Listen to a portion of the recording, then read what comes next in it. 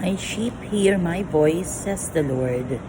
I know them, and they follow me. Here am I, Lord. I come to do your will. Blessed Wednesday, everyone. We praise and thank you, dear God, for another day of life. We praise and thank you for the gift of love, the gift of family, of community, of belongingness, and the gift of today.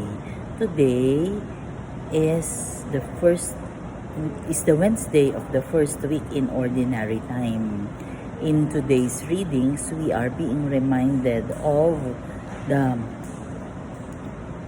curing or yung pagpapagaling ni Jesus doon sa mother-in-law ni Simon Peter. Tandaan natin yung pagpapagaling ni Jesus sa ating mga sakit. Yun ang gusto nating mangyari. And immediately, kayang-kaya in just one click, kayang-kaya ni Lord na pagalingin tayo. So, we pray for healing. I remember last night, nagkaroon kami ng nurturing with Father Michael Condes. And ito ay isang sikat na pare na laging merong programa sa Veritas. And iniwanan niya kami ng mga reflection questions. Una, where do I struggle most in responding like Jesus? Ikalawa, what worldly influences affects my faith the most? Ikatlo, how can I grow in spiritual maturity? Ikaapat, how can our community help one another mature spiritually? Napakagandang pagnilayan ang mga katanungang ito. And yan din ang iiwanan ko sa inyo kung kayo ay nakikidasal sa akin. Sa araw na ito, iiwanan ko sa inyo ang reflection questions na yan. And hopefully makakuha ako ng mga kasagutan kahit na isa lang sa mga questions na yan. Sagutin niyo po dyan sa ibaba at i-discuss po natin yan. Saan ba tayo nag-i-struggle the most para sa pagtugon natin sa kay Jesus? Halimbawa, kinakailangan nating magdasal pero busy tayo. Ay, ang daming deadline. Hindi naman kinakailangan ritual ang panalangin. Sana yung kabisihan ng buhay natin hindi maging dahilan upang tayo ay makalimot na magpasalamat sa Panginoong Diyos. I remember yesterday dun sa confession na ginawa ko kay Father Custodas, and dun sa conversation namin, I was made to realize that ano nga ba naman ang gusto pa natin sa buhay. We have like this, we have like that, meron tayong work, we reach already this age, and so everything is grace. Dapat ipagpasalamat sa Panginoon ang lahat ng bagay. And what else do we want more? Ano pa ba? I think everything is enough. Enough is enough. Pwedeng sabihin, gusto nung iba, mas marami pa. Gusto nung iba, mas tumaas pa yung sweldo.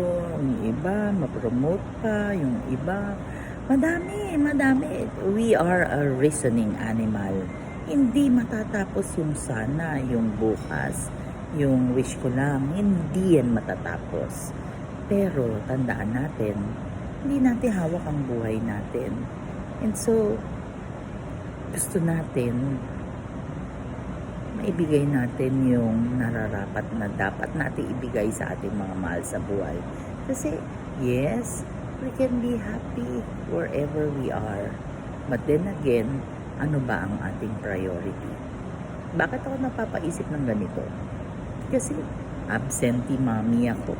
Silaki na ang aking mga anak ng nasa work ako, nasa community activity ako. Lagi kong sinasabi, yung mga apo ko kapag merong kailangan, hindi naman hinahanap ang lola. Yung lolo ang hinahanap. Why? Because he has given his time to all of us. Yun yung bagay na nakakaingit siya kasi basta si Lolo lang sapat na. Imagine, si Lolo. Pwede pa si Lolo? Nasaan po si Lolo? Pag nawala ang Lolo, nag-CR lang. Ay, Lola, nasaan si Lolo? Andito naman ang Lola, pero si Lolo, di ba? So, may mga ganyan, may mga kurot. Sinasabi nila yung lolo't lola daw ay spoiler. Hayaan nyo na, kasi yung lolo't lola ay nandyan para ibigay yung hindi kayang ibigay ng magulang. Ang magulang medyo stricto, pero yung lolo't lola medyo alam na. And so, ano ang reflection natin sa araw na ito, na yung Diyos nagpapagaling at tayo ay tinatawag. Tinatawag tayo ng Panginoong Diyos, hindi lamang sa simbahan, pero tinatawag tayo to be Christ-like, to be like Jesus. Ano ba yun? Yung puso na mapagmahal, to see with dun sa mata ng Panginoong Diyos, to listen doon sa using the eyes, the ears of Jesus. Ano yun? Yung maunawain, yung humble, hindi yung parang mayabang ka. Lahat, we are called to be like Jesus. And in responding to that call, ano ang kasagutan mo? Yes, Lord? Yes, Lord. Yes, yes, Lord. Manalangin tayo. Lord God, we are sorry for our sins, either of commission or omission. We pray for healing of those who are requesting for prayers, those who are praying with us right here, right now. Panginoon, be with us always and in all ways, and allow us to be Jesus to others. Fill us with your love, dear God, and allow us to give that love to others as well.